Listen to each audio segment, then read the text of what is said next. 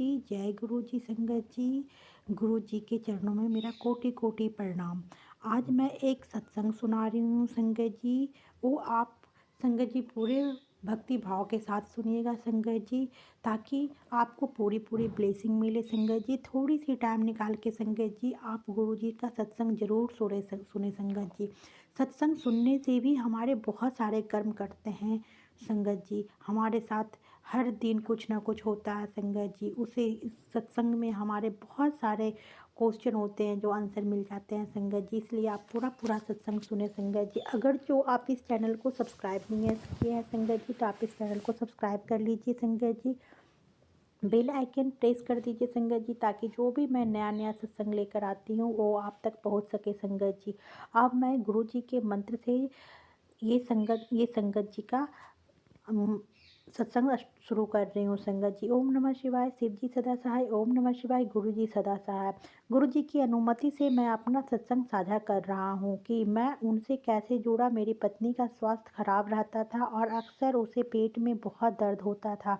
डॉक्टरों ने कई परीक्षण किए, सीटी स्कैन, बेरीमल मील, कोलोनोस्कोपी, लेकिन वे दर्द का कारण पता लगाने में असमर्थ था। अपोलो अस्पताल नई दिल्ली के दिल्ली के पास जाने के दौरान मेरी पत्नी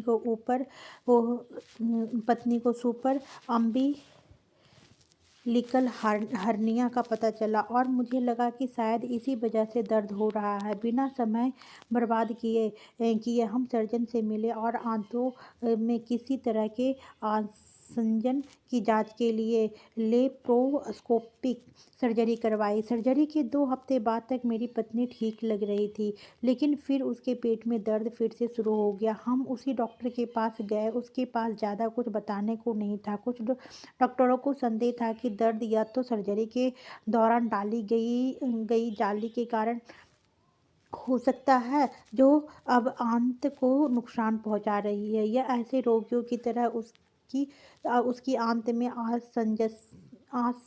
आसंजन विकसित हो गया होगा। हमने देश के लेप्रोस्कोपिक सर्जरी के एक प्रसिद्ध विशेषज्ञ से सलाह ली की और उन्होंने दूसरी सर्जरी का सुझाव दिया, लेकिन हमें लगा कि इस समस्या को दूर करने के लिए सर्जरी सही कदम नहीं था। दर्द असहनीय था और मेरी पत्नी को रोजाना इंजेक्शन के जरिए दर्द निवारक दवाएं दी जा रही थी। दिल्ली के लगभग सभी अच्छे डॉक्टर को सलाह ली गई थी कि और सभी संभव निदान किए गए थे। हम असमंजस में थे।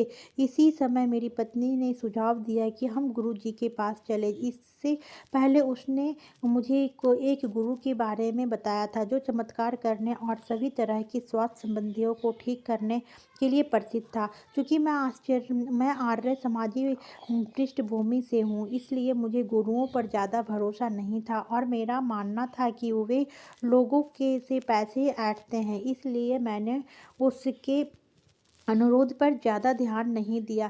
फिर जुलाई 2002 में मेरी पत्नी ने मुझे शिकायत की कि मैं उसे ऐसे गुरु के पास ले जाने के लिए तैयार नहीं था जिसके पास वह जाना चाहती थी, क्योंकि दूसरे लोग पत्नी के अनुरोध को तुरंत स्वीकार कर लेते हैं। मैं अभी भी आश्वस्त नहीं था, लेकिन उस दिन कार्यालय से जल्दी आने और शाम को उसे गुरु के पास ले जाने के लिए सहमत हो गया। मेरी पत्नी ने व्यवस्था की कि एक वक्त श्री कंबर लाल हमें गुरुजी के पास ले जाए। श्री लाल उत्पाद शुल्क और सीमा शुल्क विभाग में सहायक आयुक्त थे और गुरुजी के लंबे समय से अनुयायी थे। वो हमें दिल्ली के और गुड़गांव के बीच एमजी रोड पर एम्पायर स्टेट के सामने रात 8 बजे मिलने के लिए सहमत हुए। हमें इस बारे में ज़्यादा जानकारी नहीं थी कि हम किससे मिलने जा रहे हैं, क्षणिक के तौर पर कितनी रकम देनी होगी और कौन कौन से अनुष्ठान करने होंगे। उस दिन मैं अपने गुड़गांव ऑफिस से सेक्टर कैलाश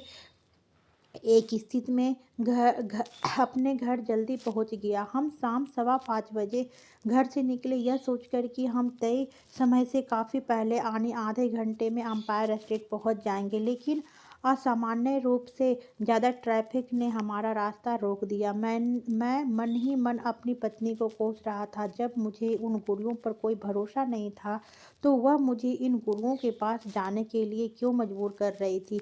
मैं थक गया था और धीमी ट्रैफिक से निराश था।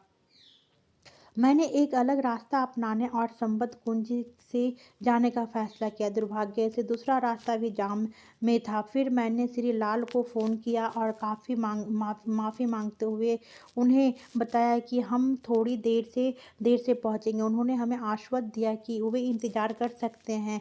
हम एम्पायर स्टेट 15 मिनट देर से पहुंचे और पाया कि वे हमारा इंतज़ार कर रहे थे। एम्पायर स्टेट निवास के अंदर ले जाने से पहले उन्होंने हमें कोचिंग दी। हमें गुरुजी से तब तक बात से नहीं करनी चाहिए जब तक कि हमें ऐसा करने के लिए आमंत्रित ना किया, और अंदर जाने से पहले हमें अपने जूते उतारने चाहिए और हाथ धोने चाहिए।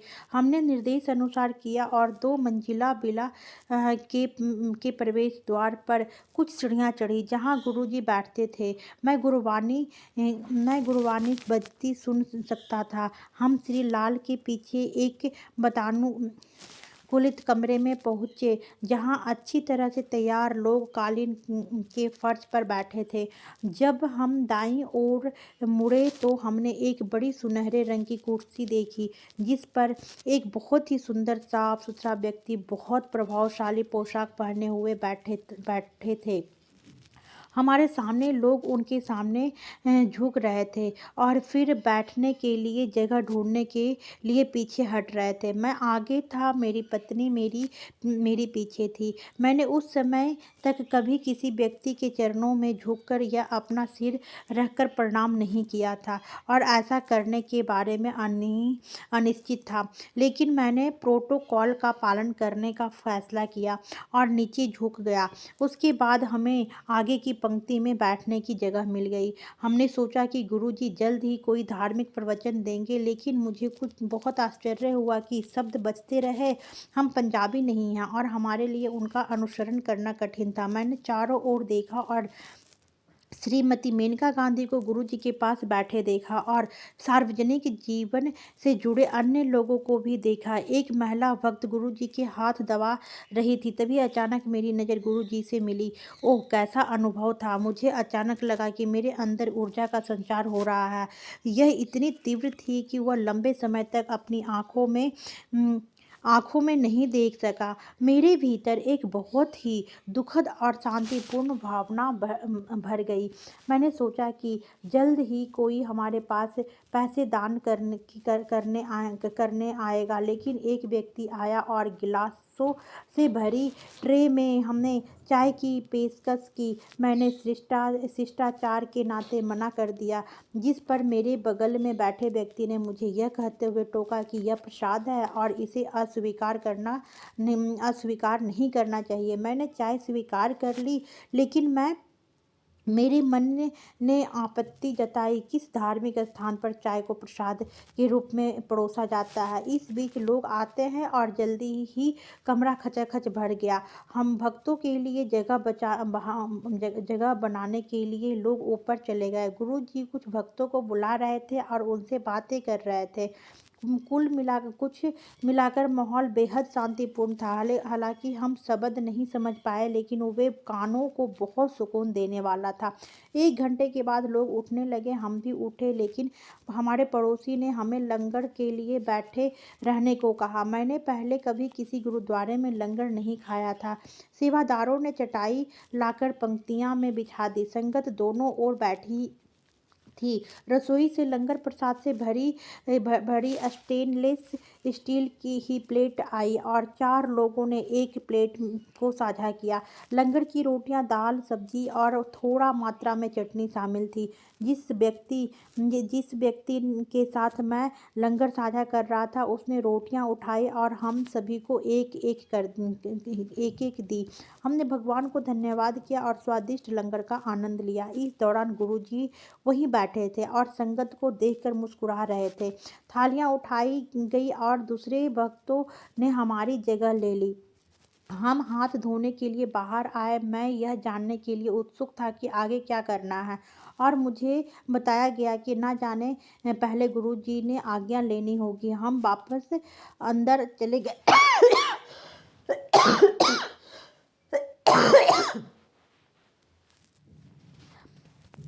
गुरुजी माफ़ कीजिएगा, संगत जी माफ़ कीजिएगा। जब हम उनके सामने झुके तो उन्होंने पंजाबी में मुझसे पूछा कि द्रोण अद्योन, आप कहाँ से आए हैं? मैंने उत्तर दिया कि हम ग्रेटर कैलाश से आए हैं। उन्होंने कहा, रहने वाले कुछ लोगों के नाम बताए जो हमें जानते थे, और हम काफ़ी आश्चर्यचकित हुए। लेकिन फिर सोचा कि श्री लाल ने हमने उन्हें हमारे बारे में बताया होगा। गुरु जी ने मेरी पत्नी से पूछा कि उसे क्या हुआ है, और उसने उन्हें बताया कि उन्होंने हमें एक दिन के अंतराल के बाद तांबे का लोटा लेकर आने का निर्देश दिया, लेकिन फिर एक पल के लिए रुक गए और हमें अगले दिन ही आने को कहा। फिर उन्होंने श्रीमती मेनका गांधी से अनुरोध किया कि वे हमें लोटा इस्तेमाल करने का तरीका बताएं। फिर गुरुजी ने हमें बैठने को कहा और एक भक्त को अपने अनुभव बताने को कहा। वह व्यक्ति डॉक्टर अनिल अग्रवाल थे, जो तिहाड़ जेल से जुड़े एक चिकित्सक थे। डॉक्टर अग्रवाल ने हमें गुरुजी द्वारा किए गए कई चमत्कारों के बारे में बताया, जो आधुनिक विज्ञान की समझ से परे थे। फिर गुरुजी ने संगत की एक महिला से अपना सत्संग साझा करने के लिए कहा। कथाएं अद्भुत थी। हालांकि मुझे लगा कि ये गुरुजी के अपने लोग थे और उनके प्रति साक्षात पूर्ण थे। अपने अंततः गुरुजी से विदा ली। घर घर वापस आते समय मेरी पत्नी ने बताया कि उसका पेट दर्द ठीक हो गया है। उसके पास एक दर्द निवारक इंजेक्शन था, जिसे वह गुरुजी से लौटाने के बाद लगवाने वाली थी। गुरुजी के से लौटने के बाद लगवाने वाली थी, लेकिन उसने इसका इस्तेमाल नहीं किया। हम घर वापस आए और अच्छी शांतिपूर्ण नींद ली। अगली शाम हम लोटा लेकर गुरुजी के पास वापस गए। हमने गुरुजी को उपचार शक्तियों से संपन्न एक महान व्यक्तित्व के रूप में सोचा। हमारे लिए यह विश्वास करना कठिन था कि वे भगवान थे। हमने लंगर किया और गुरुजी ने लोटे को आशीर्वाद दिया। एक भक्त ने पूछा कि इसका उपयोग कैसे करें और इसकी देखभाल कैसे करें। उन्होंने हमें मंदिर जाते रहने के लिए भी कहा। एक सप्ताह में कम से कम एक बार मंदिर जाते थे। समय समय पर गुरुजी लोगों को खड़े होकर अपने सत्संग सुनाने के लिए कहते थे। सत्संग और गुरबानी, जिसे हम धीरे धीरे समझने लगे, ने पूरे वातावरण को बहुत शांतिपूर्ण और मन को सुकून देने वाला बना दिया। कुछ ऐसा था जो मुझे और बाकी सभी को बार बार मंदिर जाने के लिए आकर्षित करता था। हालांकि लोग कहते थे कि गुरुजी स्वयं भगवान थे, मेरे लिए उन्होंने अपना भगवान के रूप में स्वीकार करना मुश्किल था। मैंने अनुमान लगाया कि वे एक आध्यात्मिक व्यक्ति थे, जिन्होंने कुछ सिद्धियां, अलौकिक शक्तियां प्राप्त की थी। हमें पता चला कि वे कभी सोते नहीं थे और रात में वे अपने भक्तों को समस्याओं और कर्मों को अपने ऊपर लेकर उन्हें ठीक करते थे। वे अपने भक्तों को दर्द को सहन करते थे। हालांकि मेरी पत्नी की समस्या जारी रही, लेकिन उसने इंजेक्शन लेना बंद कर दिया था। गुरुजी सभी के साथ बहुत अच्छे थे और अक्सर वे मेरी पत्नी का नाम पुकारते हुए कहते थे, आओ ममता आंटी। मुझे एहसास हुआ कि यह उनका हमें याद दिलाने का तरीका था कि वे हमारे साथ हैं। कई चीज़ें होने लगी जो मुझे गुरु जी के करीब ले गई। मैं हमेशा से अपना खुद का व्यवसाय शुरू करना चाहता था, लेकिन नौकरी छोड़ना मेरे लिए मुश्किल था। मैं शुरुआती सालों में घर बसाने को लेकर आशंकित था, खासकर जब तक मेरे पास अपना घर भी नहीं था। मैंने द्वारका में बनने वाली एक कर्मचारी कल्याण हाउसिंग सोसाइटी में एक अपार्टमेंट में निवेश किया था और इसके लिए मासिक किस्तें चुका रहा था। 2003 के मध्य में हमें पता चला कि हमारे अपार्टमेंट 2004 की शुरुआत में आवंटित हो जाएगी। मेरी नौकरी में अभी भी 2 साल बाकी थे। लेकिन मैंने समय से पहले रिटायरमेंट लेने और अपनी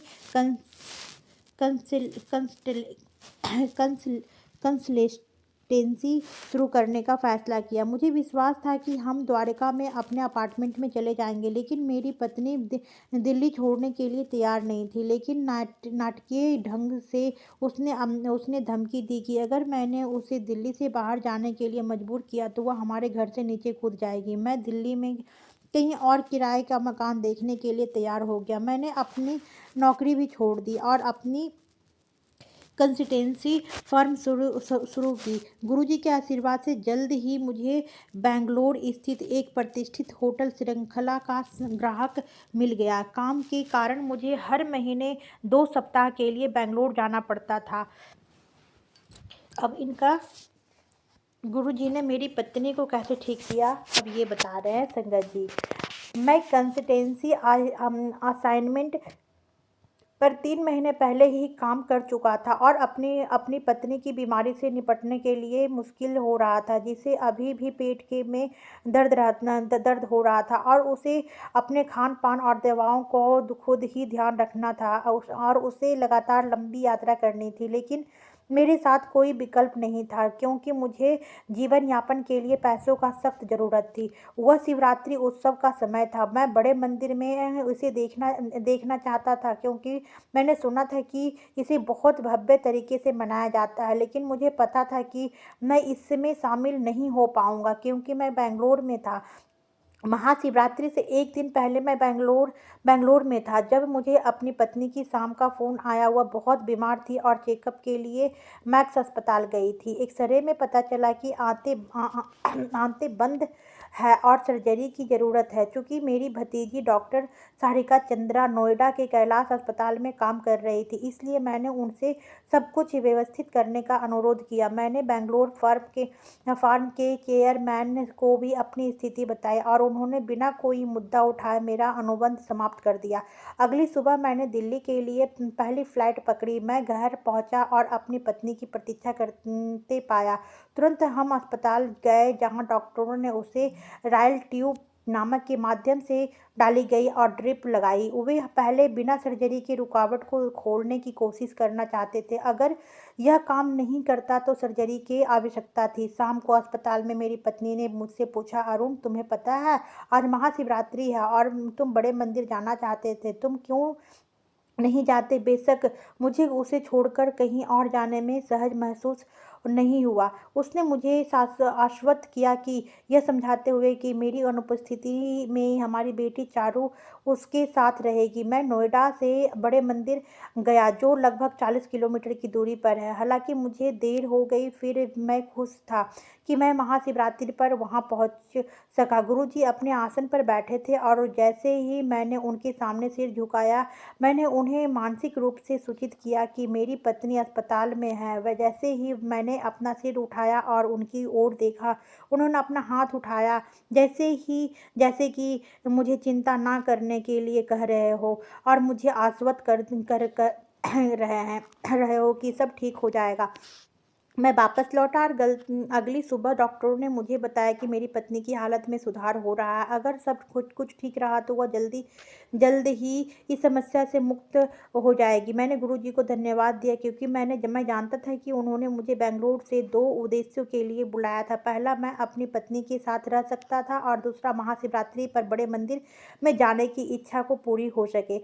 मैं देख सकता था कि उनका आशीर्वाद काम कर रहा था। चूँकि मेरी पत्नी पहले से ही अस्पताल में थी, इसलिए डॉक्टरों ने सुझाव दिया कि वे उसे छुट्टी देने से पहले सभी परीक्षण करवा लें। मैंने उनकी बात मान ली और एक दिन उसे घर ले आया। एक ही दिन में घर ले आया और उसे आश्चर्य की बात यह है कि उस दिन दोपहर तक मुझे दिल्ली से एक नियुक्ति मिल गई, जिसकी शर्तें बेंगलोर वाली थी। 2 दिन बाद हम गुरुजी के पास गए और उनके सामने झुकते ही उन्होंने पंजाबी में मेरी पत्नी से कहा कि उन्होंने उनकी जान बचाई है और भविष्य में उसे पेट की समस्या नहीं होगी। यह सुनकर हमें कुछ सुखद आश्चर्य हुआ, क्योंकि हमें यकीन था कि किसी ने उन्हें इस संकट के बारे में नहीं बताया था और हम सोच रहे थे कि उन्हें इस बारे में कैसे पता चला। उन्होंने मेरी तरफ देखा और मुस्कुराया।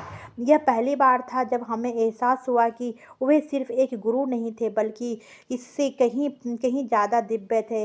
उनमें मेरी आस्था और भी मजबूत होती गई और मैं नियमित रूप से गुरु जी के पास जाने लगा।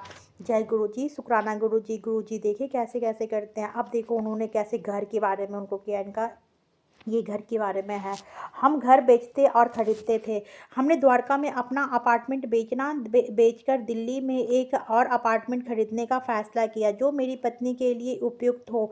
दिल्ली में हमने जो जगह देखी उसमें से कुछ बहुत महंगी और हमारे बजट से बाहर थी। द्वारका में हमारा अपार्टमेंट बेचना भी मुश्किल था। संभवितः खरीदार काले और सफ़ेद धन का लेन देन करना चाहते थे। चूंकि मैं एक कार्यरत कर्मचारी था, इसलिए मेरे पास काला धन नहीं था। मैं अपनी मेहनत की कमाई को काले धन में बदलने के पक्ष में नहीं था। हमने कई घर देखे और आखिरकार नोएडा के सेक्टर 28 में एक घर की पहचान की जो दिल्ली से बहुत दूर था। फिर अपने एक प्रॉपर्टी डीलर की तलाश की जो हमारे द्वारका अपार्टमेंट को ऐसे खरीदार को बेचने में मदद कर सके जो हमें सारा पैसा सफ़ेद में दे सके। पहले तो बदले में हमने अपने नोएडा ब्रोकर को भी सूचित किया कि हम संभावित विक्रेता को सब कुछ सफ़ेद में देकर घर खरीदना चाहते हैं, जैसा कि हम में से अधिकांश लोग समझेंगे। ऐसी शर्तें पर संपत्ति बेचना और साथ ही खरीदना बहुत मुश्किल है। मुझे बहुत सारी चुनौतियों की उम्मीद थी। हालांकि गुरुजी के आशीर्वाद से हम बिना किसी समस्या के अपना द्वारका अपार्टमेंट बेचने और नोएडा में एक अपार्टमेंट खरीदने में कामयाब रहे। इसके अलावा जिस होटल समूह के साथ मैंने काम किया उसने मुझे नोएडा में एक घर के पूरा होने तक कंपनी के आवास में रहने की अनुमति दी। अगले 4 महीने तक इसका नवीनीकरण करवाकर हम अंततः अपने घर में चले गए। गुरुजी के आशीर्वाद के बिना यह संभव नहीं हो पाता। हमारा इतना अच्छा ख्याल रखने के लिए उनके बहुत आभारी हैं और अब हमारा जीवन बहुत सुव्यवस्थित है। यह गुरुजी हैं। वे अपनी सभी संगतों के बारे में जानते हैं। उनकी अनुमति के बिना कोई भी उनके दरबार में नहीं आ सकता। अब मुझे एहसास हुआ कि हमारे जीवन में जो कुछ भी होता है, लोगों से मिलना, स्थानों को जाना, अच्छे और बुरे अनुभव अब सब गुरुजी द्वारा निर्धारित होता है और कुछ भी संयोग से नहीं होता है। सब कुछ उनकी इच्छा के अनुसार होता है। गुरुजी ने भक्तों से कहा था कि अब हमें अपने कर्मों के अनुसार अपने दुखों से गुजरना होगा और हमारे जीवन को बढ़ाकर दर्द को कम कर सकते हैं और हमें बीमारियों और कष्टों को खुशी में स्वीकार करने की शक्ति प्रदान करते हैं। ज़रूरत है कि यह ऐसा एहसास है जो अपने आप होता है। मैं गुरुजी की संगत का हिस्सा बनकर बहुत धन्य महसूस करता हूँ। मैं कभी अकेला महसूस नहीं करता और गुरुजी हमेशा हमारे साथ रहते हैं। संगत का हर एक सदस्य एक दूसरे के साथ एक विशेष रिश्ता साझा करते हैं और वो एक बड़े परिवार का हिस्सा। पार्टियों में होने वाली मस्ती के बिल्कुल विपरीत सत्संग में भाग लेने पर हमें बहुत ही सुखद अनुभूति होती है। दुनिया में ऐसा कौन सा पवित्र स्थान है जहाँ कोई पुजारी, कोई बिचौलिया और कोई दान मांगने वाला व्यक्ति नहीं है। गुरुजी कोई धर्म नहीं है, वे जीवन जीने का एक तरीका है। यदि आप इसे स्वीकार करते हैं तो यह सब कुछ है, अन्यथा कुछ भी नहीं है। मैं उन्हें स्वीकार करता हूँ और उन पर विश्वास करता हूँ और इस बातें को परवाह नहीं करता कि दूसरे मेरे बारे में क्या सोच रहे हैं। दुनिया भर में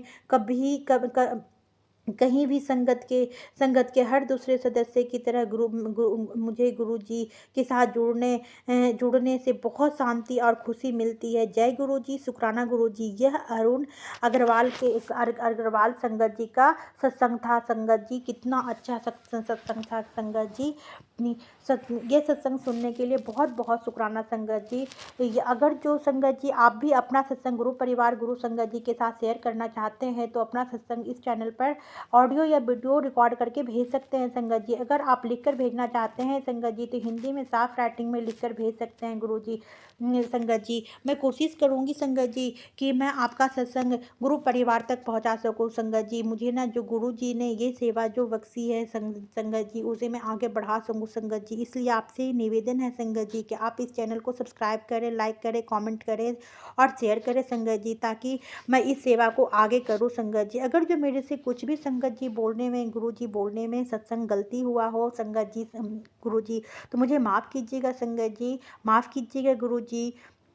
जय गुरु जी, शुक्राना गुरु जी। इस संगत बहुत ब्लेसिंगफुल संगत सत्संग है संगत जी। उन्हें पूरी भी अपनी पत्नी की बीमारी से लेकर उन्हें कैसे कैसे उन्होंने बिजनेस दिया, उन्हें घर दिया, इसमें सारा कुछ है। इतनी ब्लेसिंगफुल सत्संग है संगत जी कि आप इसे ज़रूर सुने संगत जी और शेयर करें संगत जी। अगर जो मेरे से कुछ भी गलती हुआ है तो मुझे माफ़ कीजिएगा गुरु जी, माफ़ कीजिएगा संगत जी। ओम नमः शिवाय, शिव जी सदा सहाय। ओम नमः शिवाय, गुरु जी सदा सहाय। जय